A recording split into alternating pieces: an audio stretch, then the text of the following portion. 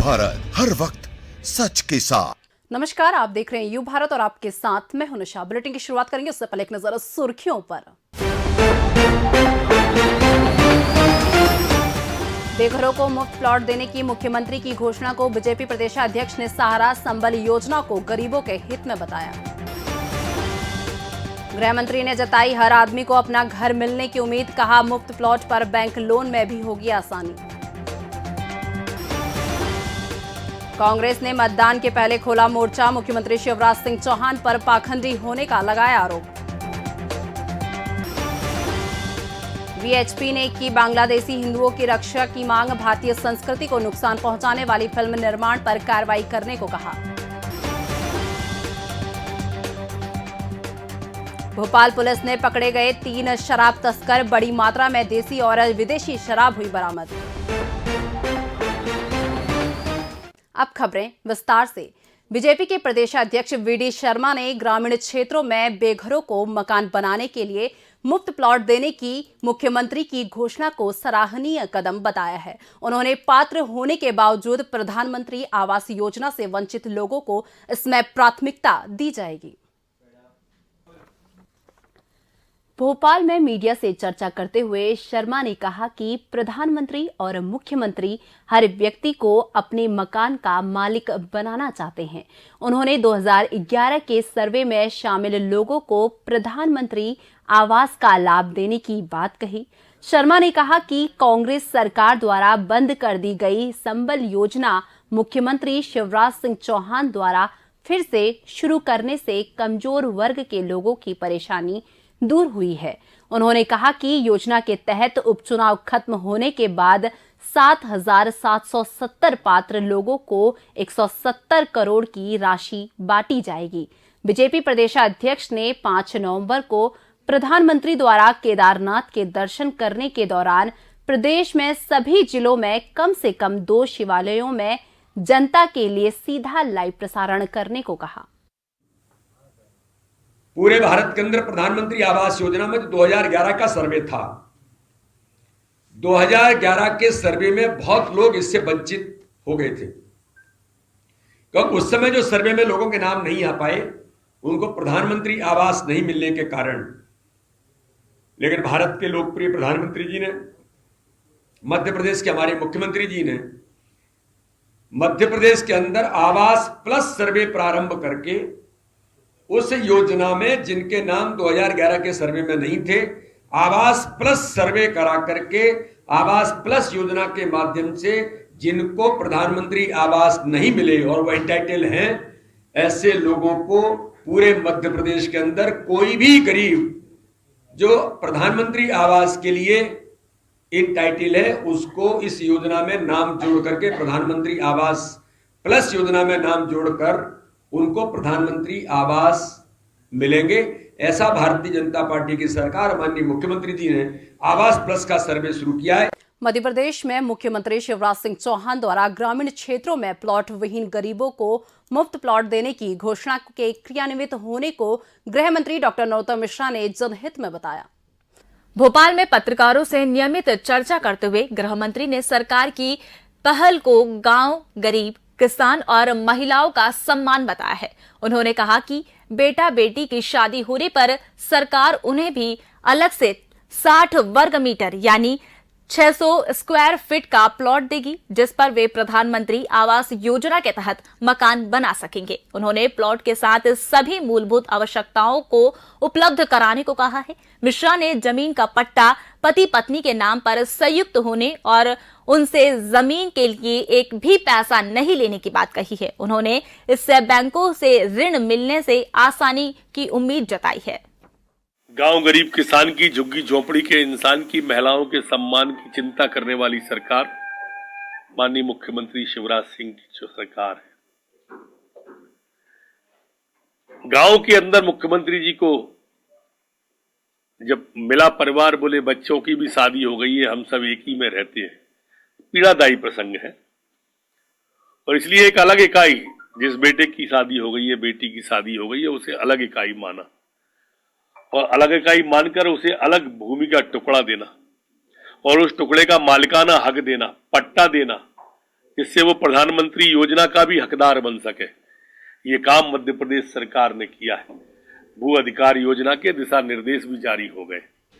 उपचुनाव में मतदान के एक दिन पहले सारी हदें पार करते हुए कांग्रेस ने शिवराज सरकार पर जोरदार हमला किया। पार्टी के पूर्व मंत्री जीतू पटवारी ने मुख्यमंत्री शिवराज सिंह चौहान को पाखंडी करार दिया। अपनी सरकार में किसानों का भला नहीं कर सके पूर्व मंत्री ने मुख्यमंत्री पर प्रदेश के किसानों का वर्ग लाने का आरोप लगाया है। उन्होंने भोपाल में पत्रकारों से चर्चा करते हुए प्रदेश में खाद का संकट गहराने का दावा किया है और मुख्यमंत्री पर किसानों को खाद की समुचित पूर्ति कराने की जगह भाषण की बाजीगरी दिखाने का आरोप लगाया है। उन्होंने कहा कि बीजेपी यूरिया की किल्लत के बावजूद श्रेय लेने की राजनीति कर रही है। पटवारी ने कहा कि शिवराज जैसा झूठा और पाखंड कोई नहीं हो सकता है।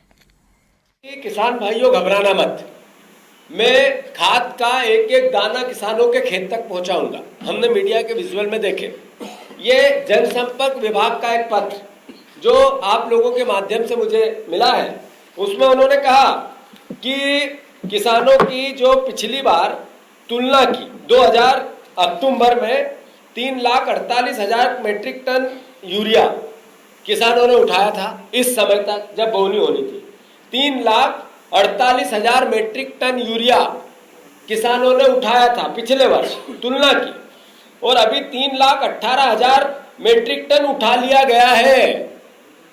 फिर से मैं आप लोग इस गंभीरता को समझना। नए साल में मध्य प्रदेश को नया डीजीपी मिलेगा। राज्य सरकार ने प्रदेश के नए डीजीपी की नियुक्ति के लिए कवायद शुरू कर दी है।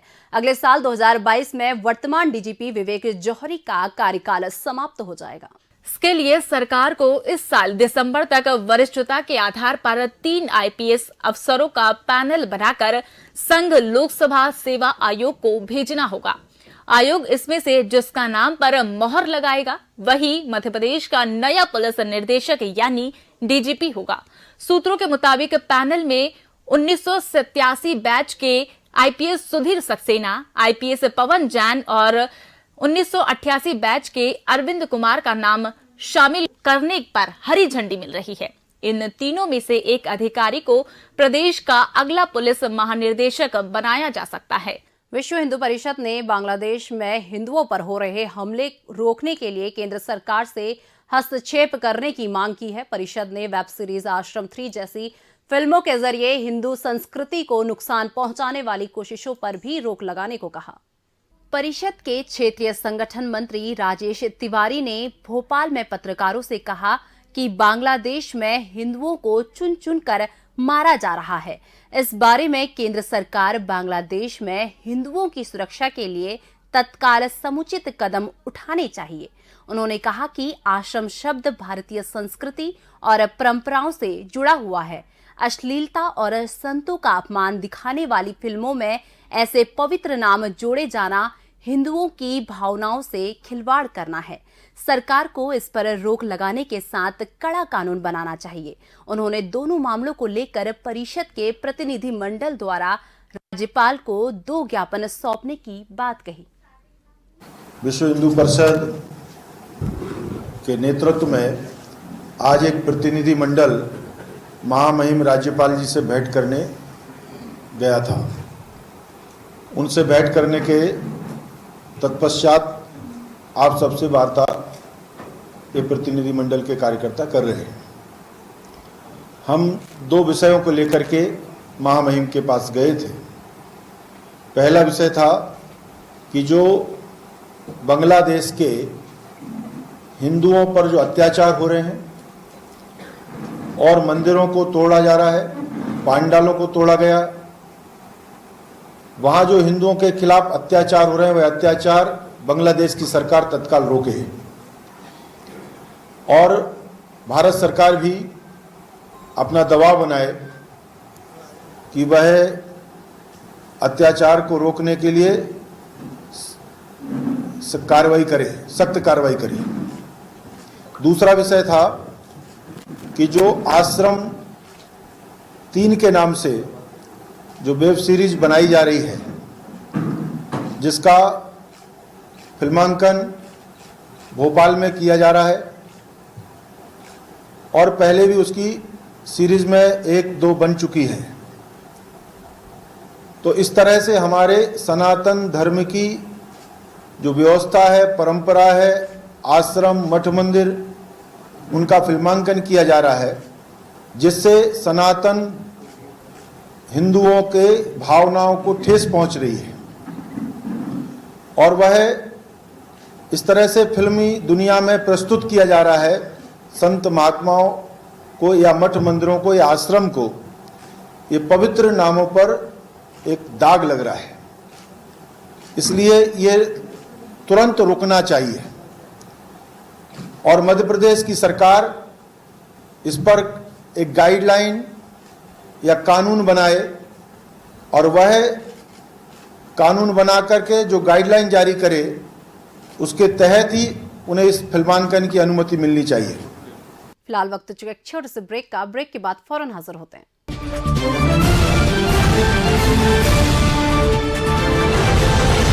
हम हैं यू भारत, हर वक्त सच के साथ, सनसनी नहीं सिर्फ सरोकार, विश्वसनीयता के साथ सटीक खबरें, हर मुद्दे की पड़ताल, हर मुद्दे पर नजर, चप्पे चप्पे की खबर, सरकार से करेंगे सवाल, बनेंगे जनता की आवाज। हम हैं यू भारत, हर वक्त सच के साथ। आवश्यकता है मध्य प्रदेश छत्तीसगढ़ राज्य के सभी जिला और विधानसभा मुख्यालयों पर संवाददाता प्रतिनिधि नियुक्त करना है। इच्छुक संपर्क करें। पत्रकारिता के क्षेत्र में कार्यरतों को प्राथमिकता दी जाएगी। संपर्क करें 8226001266 और 9425011755 और 8982046067। अधिक जानकारी के लिए आप हमारी वेबसाइट विजिट कर सकते हैं www.ubharattv.com और आप हमें ईमेल भी कर सकते हैं news@ubharattv.com।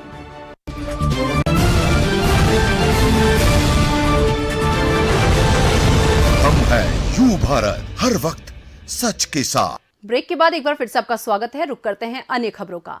भोपाल में नापतोल विभाग के कार्यालय परिसर में टैंक, लॉरी और प्रयोगशाला बनाने के लिए आरक्षित जमीन पर अन्य विभागीय कार्यालय बनाने का कर्मचारियों ने विरोध किया। उन्होंने पहले से प्रस्तावित प्रोजेक्ट शीघ्र पारित करने की मांग की ताकि आम आदमी को नई सुविधा मिल सके। कार्यालय परिसर की जमीन और हरियाली बचाने के लिए कर्मचारियों ने परिसर में प्रदर्शन किया। उन्होंने परिसर की खाली जमीन पर हाउसिंग सहित दूसरे कार्यालय के भवन बनाने के लिए शुरू हुई पहल पर नाराजगी जताई। उन्होंने कहा कि टैंक, लॉरी सत्यापन और प्रदेश स्तर की प्रयोगशाला बनाने का प्रस्ताव भारत सरकार के पास 2018 से विचाराधीन है और पारित होने में अंतिम चरण में है। ऐसी स्थिति में हरियाली उजाड़कर नए प्रोजेक्ट की जगह दूसरे कार्यालय भवन बनाना अनुचित है।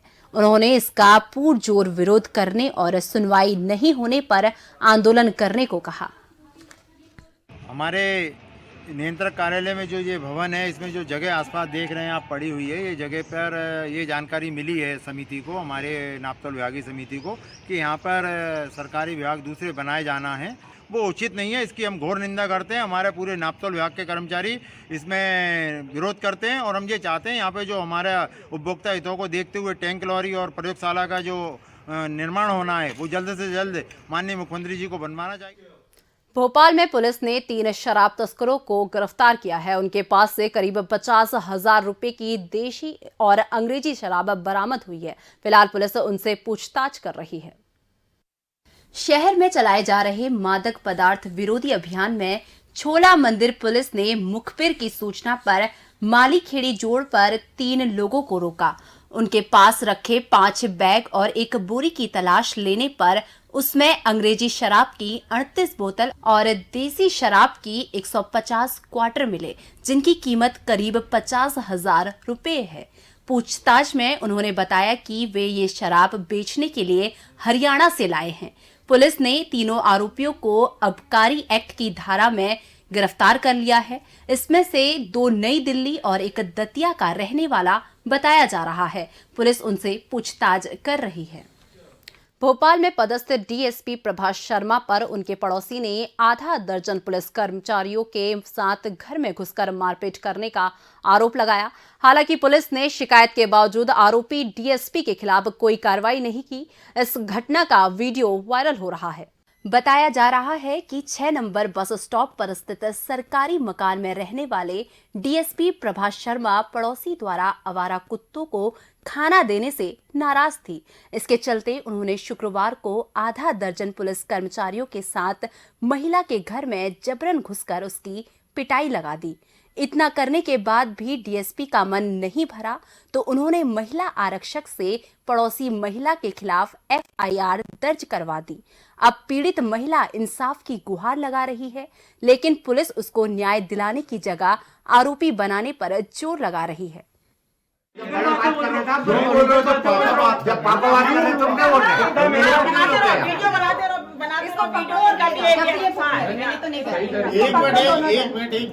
विश्वकर्मा इनको पकड़िए, आप जाके पकड़िए, पुष्पेन जाके पकड़ो, तब ये फोन करेंगे इरशाद वली को।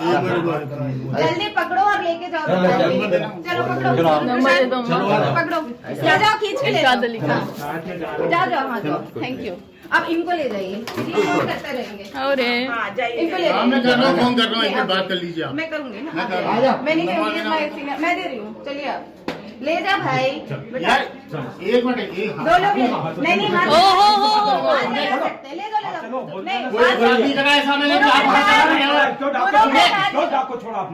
गौरव प्रसाद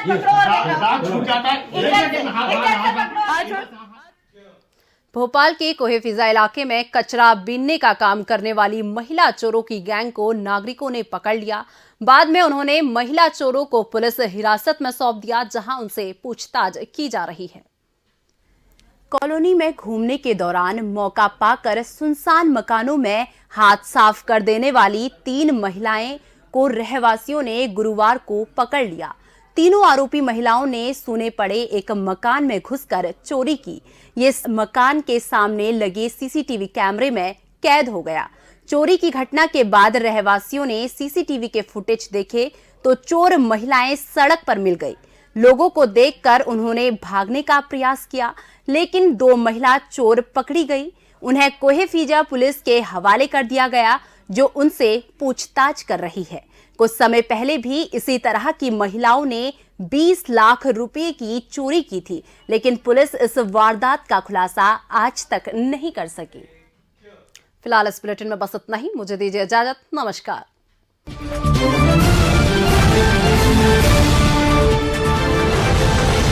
हम हैं यू भारत, हर वक्त सच के साथ।